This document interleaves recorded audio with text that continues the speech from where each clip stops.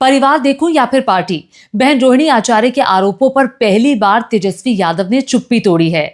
विधायक दल की बैठक में काफी भावुक दिखाई दिए। रुआंसी आवाज में पार्टी के विधायकों से यह भी कहा कि अगर उन्हें लगता है कि उनसे बेहतर पार्टी के लिए कोई और हो सकता है तो वो पद से हटने के लिए पूरी तरह से तैयार है। जो पार्टी के लिए बेहतर हो वो होना चाहिए। तेजस्वी यादव यहीं पर नहीं रुके। तेजस्वी यादव इस पूरी बैठक में काफी आहत दिखाई दे रहे थे, क्योंकि जिस तरह से इन दिनों रोहिणी आचार्य, उनकी बड़ी बहन और बड़े भाई तेज प्रताप यादव तेजस्वी यादव को सीधे निशाने पर रख रहे हैं, उन पर आरोप लगा रहे हैं, उसका असर तेजस्वी यादव पर इस बैठक में दिखाई दिया। तेजस्वी यादव का चेहरा बिल्कुल उतरा हुआ था। देखिए, एक तरफ हार, पार्टी की करारी हार, और वहीं दूसरी तरफ पारिवारिक कलह में फंसे तेजस्वी यादव क्या करे। इसी को लेकर तेजस्वी यादव ने विधायकों से सवाल भी पूछा और कहा कि मैं क्या करूं, मैं पार्टी देखूं या परिवार देखूं। परिवार को जब तेजस्वी यादव देखते हैं तो फिर पार्टी की चीजों के साथ कॉम्प्रोमाइज करना पड़ता है। जब पार्टी को देखते हैं, परिवार की बात नहीं मानते, तो तेजस्वी यादव फंस जाते हैं। और इसी बीच में तेजस्वी यादव देखिए अभी तक मीडिया के सामने एक बार भी सामने नहीं आए, जब से उनकी पार्टी की करारी हार हुई है। 25 सीटें, 143 सीटों पर आरजेडी ने चुनाव लड़ा था और 25 सीटें हासिल की। जैसे तैसे करके जो विपक्ष का पद है, जो विधानसभा में नेता विपक्ष है, उसका पद बचा पाई है आरजेडी। लेकिन मैं आपको इस दौरान ये बता दूं, विधायक दल की बैठक हो रही थी। बैठक में मीसा भारती मौजूद थी, लालू प्रसाद यादव खुद मौजूद थे, राबड़ी देवी मौजूद थी, और साथ ही आरजेडी के चुने हुए विधायक वहां पर पहुंचे हुए थे। 25 विधायक वहां पर मौजूद थे। अब यहां पर जैसे ही तेजस्वी यादव ने माइक संभाला, तो तेजस्वी यादव माइक संभालते ही और जब उन्होंने बोलना शुरू किया तो वो काफी भावुक हो गए। उन्होंने कहा, तेजस्वी यादव ने बैठक के अंदर कहा कि अगर पार्टी के नेताओं को, आप सभी को ये लगता है कि मुझसे बेहतर कोई पार्टी संभाल सकता है, तो उन्हें कोई गुरेज नहीं है कि वो पार्टी का पद छोड़ दे। वो तुरंत पार्टी का पद छोड़ने के लिए तैयार हैं। अगर कोई बेहतर है तो वो इस पद को संभाल सकता है। अगर उन्हें लगता है कि तेजस्वी यादव को पद से हट जाना चाहिए किसी दूसरे नेता को चुनने के लिए, आप पूरी तरह से स्वतंत्र हैं। जैसे ही तेजस्वी यादव ने ये बात कही, तभी बैठक में सन्नाटा पसर गया। फिर उसके बाद विधायकों ने कहा कि नहीं, आप पद संभालिए, और लालू प्रसाद यादव आ गए।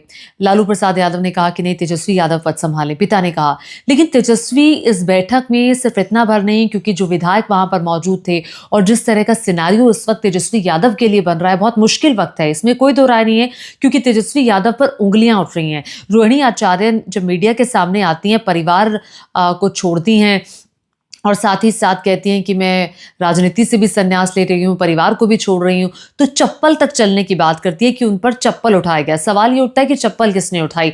अब लगातार सवाल उठ रहे हैं कि जो व्यक्ति घर नहीं संभाल सकता वो पार्टी क्या संभालेगा। इस तरह के आरोप तेजस्वी यादव पर लगाए जा रहे हैं। तेजस्वी यादव एक तरफ पार्टी की हार से बहुत ज्यादा आहत है, वो व्यक्ति जो अकेला लड़ रहा था, जो अकेला सामना कर रहा था। अब तेजस्वी यादव पर सवाल ये उठ रहे हैं कि आखिर उनके घर में क्या बहन का सम्मान नहीं है? क्यों आखिर किस व्यक्ति ने चप्पल उठाई? रोहिणी आचार्य को मारने के लिए क्या चप्पल चलाई गई? बहुत सारी चीजें हैं जो परिवार को लेकर उठाई जा रही है। दूसरी तरफ तेज प्रताप यादव भी आरोप लगा रहे हैं और कह रहे हैं कि मेरी बहन का अपमान हुआ। बहन का अपमान को लेकर के तेज प्रताप यादव भी काफी बयान दे रहे हैं। अब तेजस्वी यादव अपने बड़े भाई बहन की तरफ से की जा रही बयानबाजी को लेकर काफी ज्यादा परेशान दिखे इस बैठक में। और जो खबरें आ रही हैं, उस खबर के मुताबिक बिना नाम लिए रोहिणी आचार्य का तेजस्वी यादव ने कहा कि उन पर किसी का टिकट काटने का दबाव था। मुझसे कहा जा रहा था कि आप टिकट काट दे, लेकिन मैंने टिकट नहीं काटा, मैं दबाव में नहीं आया। उसके बाद अगली लाइन जो तेजस्वी यादव ने कहा कि मैं क्या करूं, आप मुझे बताएं, मैं परिवार देखूं या पार्टी देखूं। तेजस्वी यादव कहा जा रहा है कि काफी भावुक थे और उनका चेहरा ऐसा था कि वो रो देंगे, आंखें भरी हुई थी जब तेजस्वी यादव ये सब बात कह रहे थे। तो देखिए, ये जाहिर तौर पर तेजस्वी यादव के लिए बहुत मुश्किल वक्त है। चुनावी हार के बाद सार्वजनिक रूप से वो विधायक दल की बैठक में सामने आए, अभी मीडिया के सामने नहीं आए। तेजस्वी यादव ने जब ये पूछा कि मैं क्या करूं, पार्टी देखूं, विधायकों के जवाब देने से पहले ही तब लालू प्रसाद यादव बोल पड़े। लालू प्रसाद यादव ने बात को संभालते हुए तेजस्वी यादव को विधायक दल का नेतृत्व करते रहने के लिए कहा। उन्होंने कहा कि मुझे लगता है कि तेजस्वी यादव को नेतृत्व करना चाहिए। राबड़ी देवी और मीसा भारती भी वहां पर मौजूद थी। अब तेजस्वी यादव को लेकर के देखना होगा कि वो उनकी अगली रणनीति क्या होती है। तो रोहिणी आचार्य भी अभी तक उन्होंने चुप्पी नहीं साधी है, वो भी लगातार आरोप लगा रही हैं और बीजेपी लगातार इस मुद्दे को बना रही है और कह रही है कि देखिए, जिस घर में बेटी की इज्जत नहीं है उस घर में बिहार की महिलाओं की, बेटियों की इज्जत कैसे हो सकती है, वो व्यक्ति कैसे इज्जत करा सकता है। तो कुल मिलाकर के वक्त बहुत कठिन है तेजस्वी यादव के लिए और इस कठिन वक्त में तेजस्वी यादव क्या करते हैं। हालांकि लालू प्रसाद यादव का एक स्टेटमेंट जरूर सामने आया है जिसमें लालू प्रसाद यादव ने कहा है कि घर की लड़ाई को सुलझाने के लिए मैं बैठा हूं, घर की लड़ाई को मैं सुलझा लूंगा। और उधर रोहिणी आचार्य भी जैसा कि मैंने आपको बताया कि चुप्पी नहीं साध रही हैं। कल ही रोहिणी आचार्य का एक और वीडियो उन्होंने साझा किया और वो वीडियो उन्होंने दरअसल एक पत्रकार हैं कन्हैया, उनको कॉल किया, कन्हैया बेलारी, उनको कॉल किया, उनसे पूछा कि क्या आप कन्हैया बेलारी बोल रहे हैं। उन्होंने कहा हाँ, कि बातचीत में आपको सुना देती हूँ, बहुत शॉर्ट में बता रही हूँ। आप क्या कह रहे थे टीवी पर मेरे लिए? तो उन्होंने कहा मैं क्या कह रहा था, आप सुनी नहीं थी?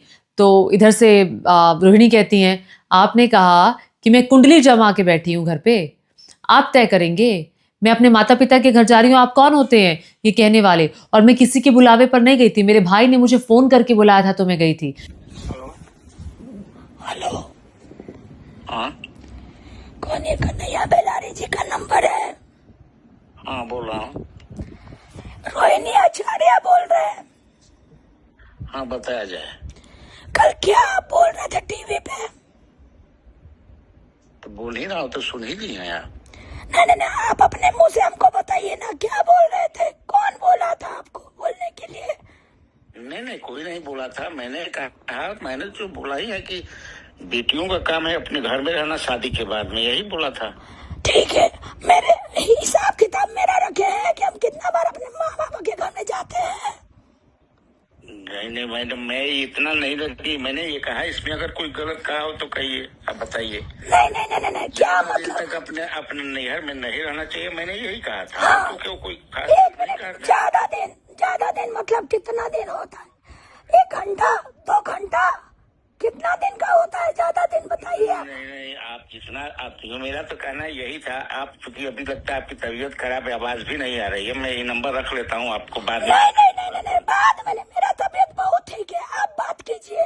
बेटियों को कितना घंटा, कितना दिन मायके में रहना चाहिए, खाली इसका हिसाब बताइए। भाई पर्व त्योहार उत्सव पर शादी ब्याह में आना चाहिए, फिर चले जाना चाहिए।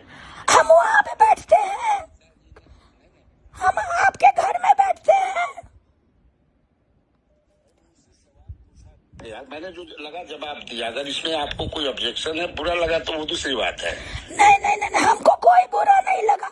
हमको बुरा लगा कि आप मेरी माँ का नाम लेके बोले कि राबड़ी देवी से बात हुआ। कब बात हुआ है राबड़ी देवी से आपका? मैंने नाम लिया, किस संदर्भ में नाम लिया, मेरा कहने का मतलब वो दूसरा था। आप दूसरा समझे, मैं थोड़े आपके खिलाफ हूँ। नहीं, मेरे खिलाफ के बात नहीं हो रहा। नहीं, यहाँ खिलाफ का बात नहीं हो रहा। यहाँ बात हो रहा है, कि बेटियों को कुंडले मार के मायके में नहीं बैठना चाहिए था। आप बताइए, आपको कौन बोला ये सब बात? अब जाके लालू यादव, एक मिनट, आपकी माँ थोड़े बोले हैं कि कुंडली मार कर नहीं बैठ। मैं अपने से कहा कि बेटियों को एक मिनट, आप अपनी बेटियों को बोलिएगा, आप अपनी बहन को बोलिएगा, आप अपनी माँ को बोलिएगा, आप अपनी बहू को बोलिएगा। आप इस बेटी का जिम्मा नहीं लिए हैं, इस बेटी का जिम्मा लालू यादव, राबड़ी देवी लिया है। और कितना बार हम अपने मायके में आके बैठते हैं, जाके हिसाब किताब कर लीजिएगा। आपकी तरह घटिया आदमी नहीं है, समझे? अच्छा ठीक। हम अपने पति के घर में बैठते हैं, माँ बाप जब बुलाया है तब गए। इस बार भी आपका बॉस लीडर तेजस्वी यादव बुलाया था, तब हम गए थे। जा करके रजिस्टर मेंटेन में कर लीजिएगा सुधार। कितना दिन रोहिणी आचार्य कितना साल तक बैठती है? अच्छा एक और बात, शादीशुदा औरत लोग का क्या काम है ये तो आप बहुत अच्छा से बता दिए। मायके में नहीं बैठना चाहिए। आप ये क्यों नहीं पूछे कि शादीशुदा औरत का हिम्मत कैसे हुआ अपने बाप को किडनी देने का? बताइए। हम क्या बेटा का है नहीं दिया, बेटा का है नहीं दिया, आप बताइए इसका जवाब। ये रोहिणी आचार्य आप पूछ रही है। नहीं आप क्रोध में है ना, आप क्रोध में हम नहीं है, क्रोध में हम नहीं है, हम सवाल पूछ रहे हैं।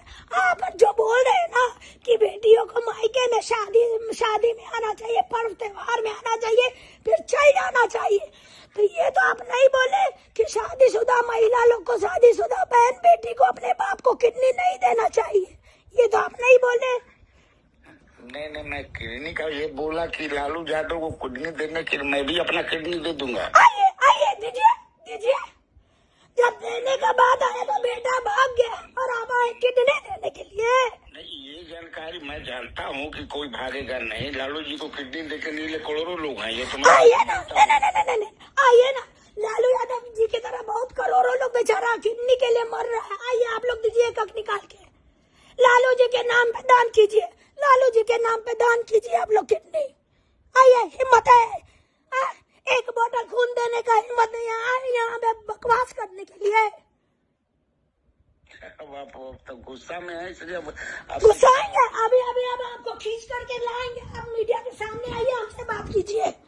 हिम्मत है हमसे बहस करने का? आइए बात कीजिए। और मैं आपसे बस नहीं कर सकता। नहीं बात कर सकते ना, क्या कि मुंह नहीं है आपको शर्म, आपकी माँ को शर्म आ रहा होगा आप जैसा घटिया बेटा पैदा करने के लिए। और आपके घर में जो बहू होगी वो शर्म आ रहा होगा उसको। आप चूंकि गुस्सा में है फिर बाद में बतियाइएगा। बाद में बतियाने लायक आप लोग नहीं है।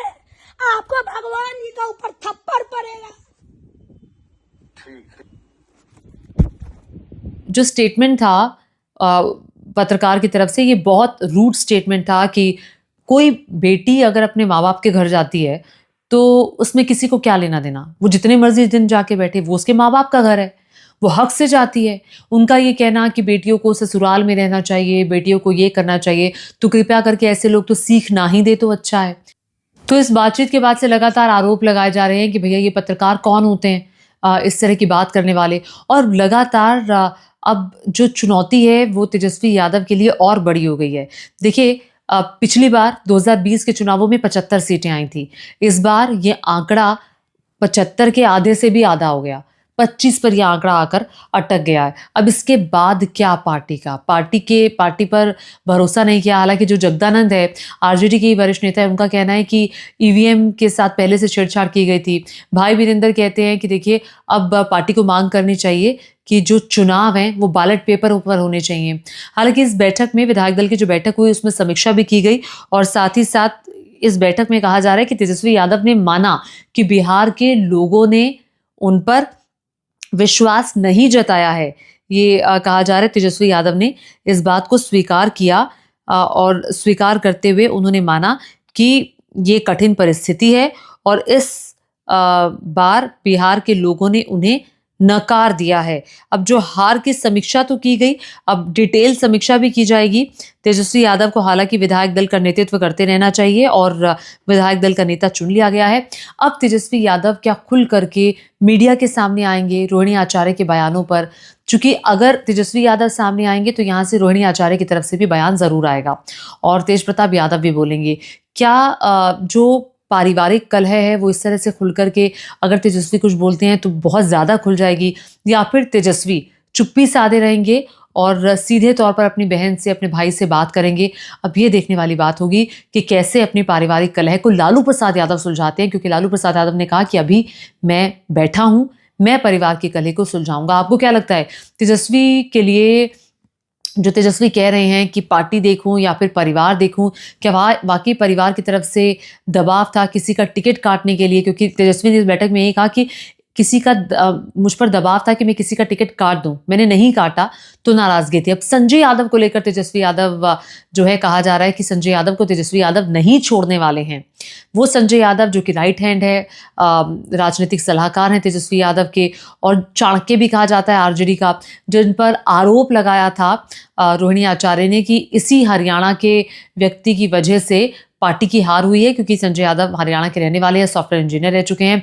रमीज और संजय यादव पर सीधे तौर पर टिप्पणी की थी रोहिणी आचार्य ने और कहा था कि इन लोगों की ही वजह से पार्टी की हार हुई है, इन्हें जिम्मेदारी लेनी चाहिए, जिस पर तेजस्वी यादव सहमत नहीं थे कि सिर्फ इनको आप नहीं ठहरा सकते दोषी। तो कुल मिलाकर के बहुत मुश्किल वक्त तेजस्वी यादव के लिए। आपको मेरा ये वीडियो कैसा लगा नीचे कमेंट करके जरूर बताएगा। साथ ही साथ मेरे चैनल को सब्सक्राइब करना मत भूलिएगा। धन्यवाद।